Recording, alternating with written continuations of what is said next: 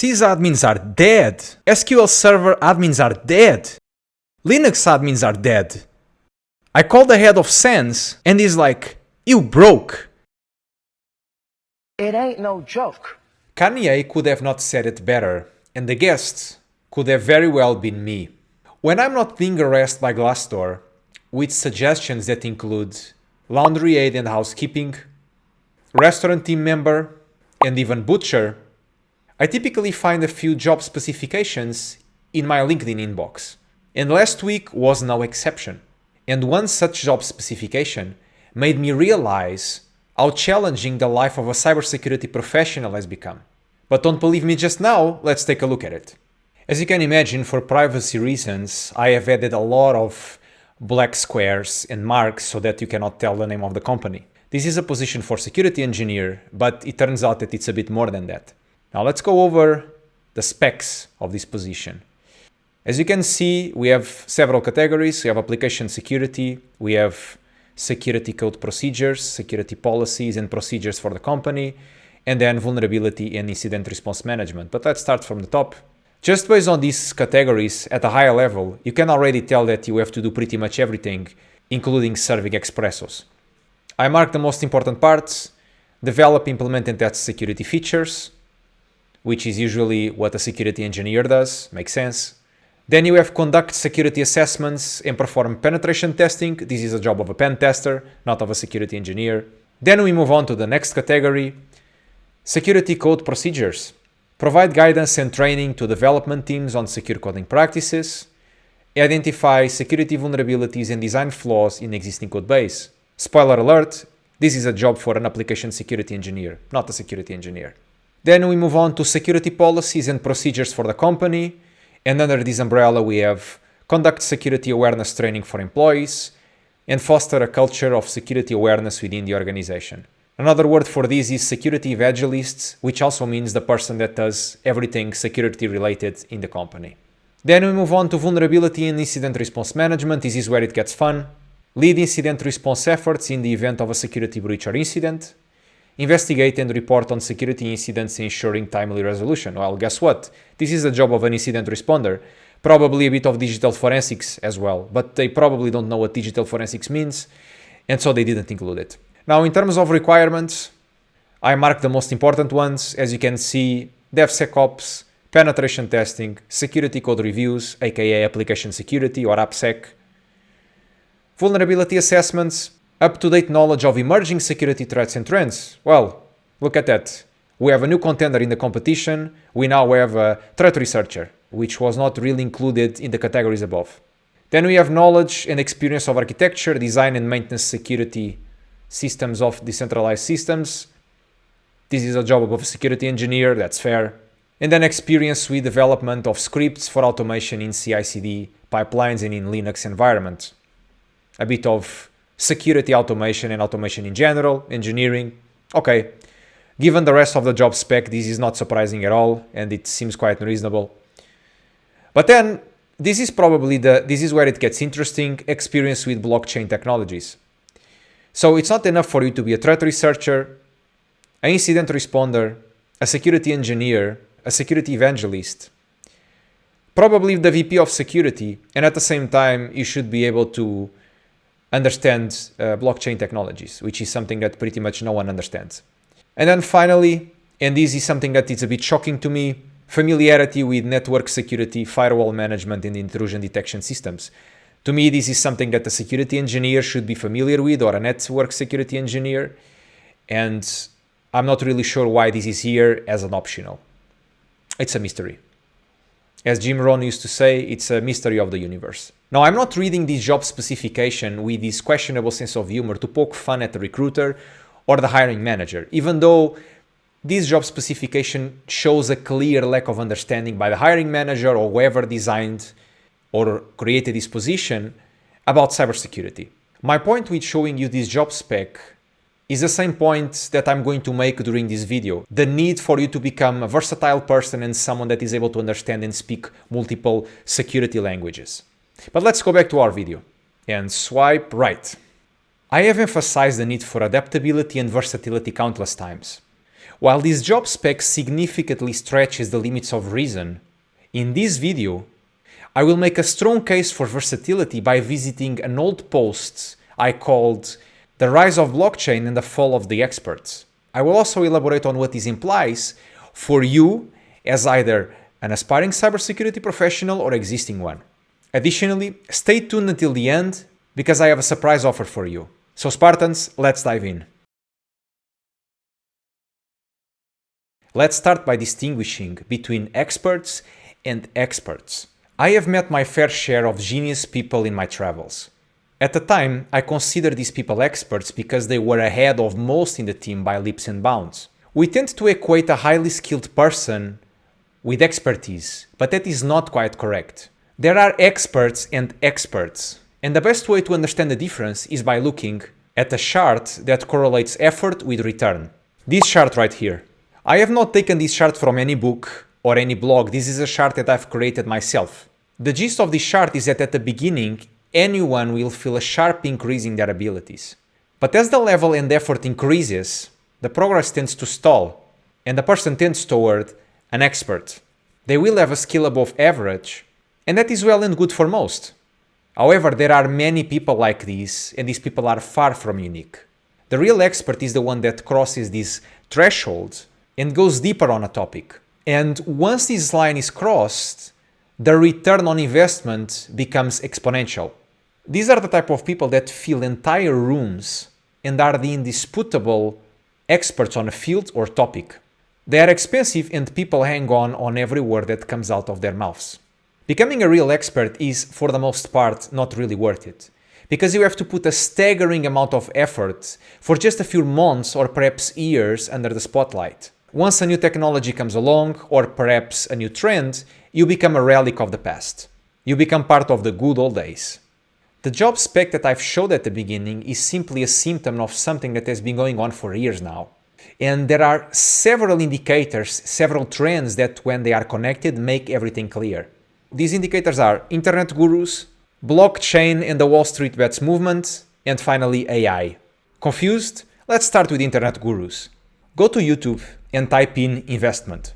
It is true that at this point, YouTube is still not able to filter out the grifters, but the sheer number of results and channels is simply staggering. Did you know that there are courses on criminal law on YouTube? Can you believe this? What a time to be alive. While certain fields such as medicine are still quite siloed and reserved for people with degrees and proper education, other domains such as tech and finance are now being taught by people that don't really have a formal education or degree. These are people with hundreds of thousands or even millions of followers. Are you paying attention now? While most of us may cringe at the idea of yet another guru that left the 9 to 5 to sell courses, that really misses the point. And the point is that you can now be considered an expert or an influencer without the need for a formal degree or education. Up next, let's talk about blockchain and Wall Street bets movement. While this is not an investment or gambling channel, the history behind these two movements are quite related to the topic of this video, as you will see. While Wall Street bets dates back to 2012, it was the GameStop saga during 2021 that propelled this subreddit into the spotlight, when several retail investors, traders and gamblers decided to challenge the established financial institutions. During this saga, I was reading extensively about blockchain and cryptocurrency. And the general sentiment from people in both communities, the cryptocurrency and the Wall Street bets communities, was quite similar.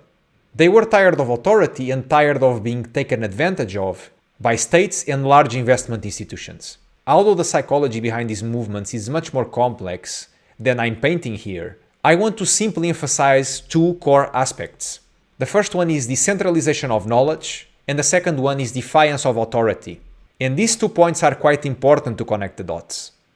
Now it is time to connect the dots.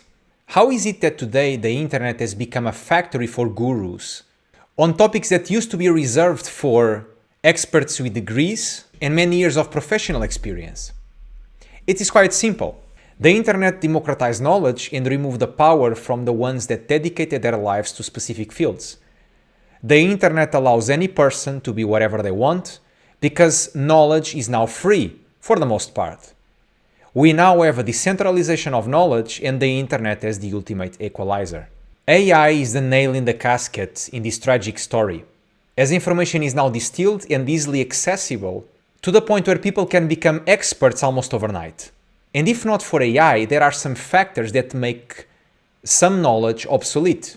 The first one is that you no longer need to memorize information, as you can search this information either on Google or using ChatGPT, for instance. Do you remember when being a walking encyclopedia was cool? I remember. The second reason is that many frameworks already come out of the box with plenty of optimizations and security measures in place. Cross-site scripting and SQL injection vulnerabilities still exist to this day, but they are becoming increasingly rare. And the reason for this is that a lot of web frameworks are now built in such a way that they prevent these types of vulnerabilities, or at least they mitigate them as much as possible. By adding these layers of complexity, these optimizations, you are in fact introducing abstractions. And abstractions are the ultimate enemies of experts. You know, the database experts and the Linux sysadmins. And the third reason is that expert knowledge is seldom useful outside of recreative or academic purposes. For instance, did you know that you can remove a method from a class in Python during runtime? You probably didn't, but who cares really, because no one is doing it. The point with this one is that some types of knowledge are really specific, and more often than not, they are just not used. And for that reason, even if you are an expert in a programming language or a framework, you are most likely not going to shine at any point in your life because your skill is simply not needed. Think of an expert in this situation as one of those people that goes to social events with a bunch of useless trivia prepared to share. Technological evolution is automating meaningless and low-effort tasks so that we can elevate ourselves and find bigger and far-reaching problems. It follows that low-effort and niche areas will disappear or be buried under more complex layers that abstract them. As an example, many years ago, before infrastructure as code was a thing, you were supposed to spin up and configure Linux machines individually. And today, all you have to do is manage Terraform code. Now that we are done with the mental masturbation, you are probably thinking to yourself, okay, experts are obsolete. How does that affect me? Now think about it. If the experts and the real experts are on the cusp of becoming obsolete, and these people represent one of the highest forms of competence, what does that say about the average cybersecurity professional? We are going full circle and back to the ludicrous job spec that I shared at the beginning. Over the years, slowly but surely, many disparate areas are merging into more overarching fields. Dev, Sec, Eng, and Ops are now being merged into areas such as DevOps, SecOps, DevSec, Eng Ops, and many other flavors of these. This means that most tech professionals, and that includes cybersecurity, should now be able to understand security, software development, engineering, and operations. While it is true that the job spec that I shared at the beginning represents a wretched and dystopian version of my theory and the clear lack of understanding of cybersecurity by the hiring manager, it remains true that you must now be prepared to work on a given area while having a good understanding of other areas. And because at this point you may still be shaking your head in disbelief, let me give you 3 reasons why being versatile is the best thing you can do for your career. Starting with number 1, if you burn out working on the same field for many years, or the field becomes obsolete, you can simply switch to another one. It is easy to pick an area and stick to it for the rest of your life, right? You will become better and better, and after 20 or 30 years, you will be on top of most people with a massive salary. Database experts and sysadmins thought the same, until DevOps rolled in and stopped the party. The second reason is that companies want someone that can think out of the box, and the best ideas come when you combine concepts from different fields. By approaching a problem from different angles and areas, you will be able to solve problems in ways that are much more effective and efficient when compared to the experts. Now, 3 managers walk into a bar: cloud security, security operations, and red team. And they find themselves arguing over which area is more important to the company. At some point, one of them turns to the barman and asks which one of them is right. Now the barman, who subscribed to my channel, turns to them and says, "A cyber Spartan. The night was ruined for everyone except for me because I got 3 extra followers." The third and final reason is, the broader your knowledge, the easier it is for you to progress in your career and rise to higher levels of management. Leadership is inevitable, even for the hardcore nerds, and you should always have this end in mind. A leader with broad knowledge of cybersecurity has a much better understanding of the pains of each cybersecurity subteam, which will help immensely when mediating interactions between the security subteams and upper management.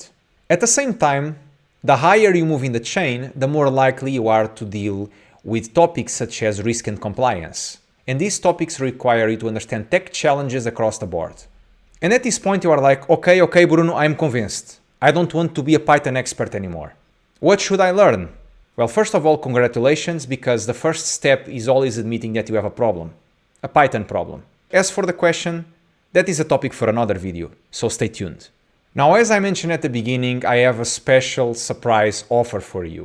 First of all, I would like to thank all of you for subscribing to my channel and for leaving comments. The feedback has been amazing. I'm really happy to see that you guys find my content valuable and support it, because I really enjoy connecting with you guys and answer any questions that you may have. In celebration of me crossing the 100 subscribers last week, I would like to offer one-hour coaching call free of charge to one of you.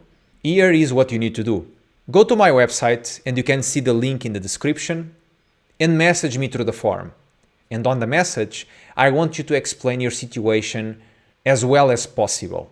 Add as many details as necessary, such as what is your background, what is your CV, what do you want to do, what are the reasons behind your decision or behind your problem, and send this message to me. The reason why I'm asking you for as many details as possible is because I will choose the person that makes the best case. Remember, there is only one coaching call available, so make sure that you make a compelling case. I will then pick one and contact you to schedule the call. This offer is valid for 2 weeks from the release of this video, so be quick. And that is all, Spartans. Until next time, stay safe, stay paranoid.